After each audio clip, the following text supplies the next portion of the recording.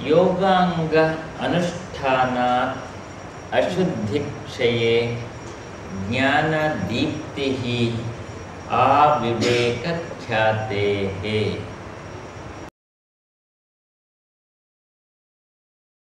What happens when you ground yourself, when you are firmly rooted in Anga, Yoganga? Ashuddhikshaye. Ashuddhikshaye means all the impurities, they slowly thin away. They slowly get diluted and they disappear from you. And then what happens? When all the impurities that they move away from you, from your body, from your mind, from your intellect. When all the impurities, the toxins, when they go away from you, then Jnana Deeptihi, the light is there within. In every human soul, the light is in its beautiful, pleasant form. And what happens to this light?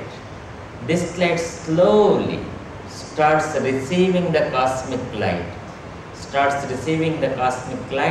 and it starts glowing in such a way, it touches Aviveka Khyate. A means here up to that Viveka Khyate.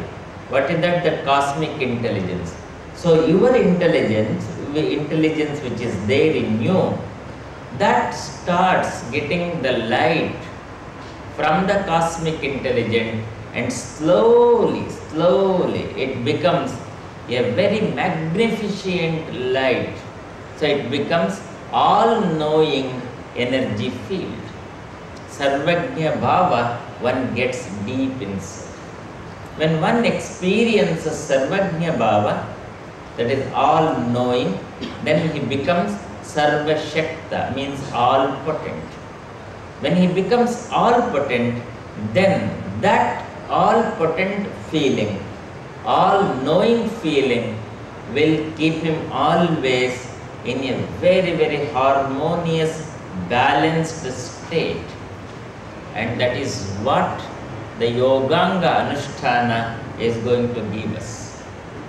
So when we start practicing the Yogangas, the different aspects, different parts of yoga, then we experience and we reach to this height. Now the question comes, what are these impurities? What are these impurities and how these impurities are working in all of us? The impurity first starts at the mental level. My own emotion, when it becomes negative, then that becomes an impurity in the mind. All selfish emotions, they get automatically converted into impurity. Any emotion that makes us to move towards the self-centered activities, any self-centered activity, it becomes a sort of emotional impurity. Because in the very selfishness, there is attachment, there is aversion, there is all types of negative emotions.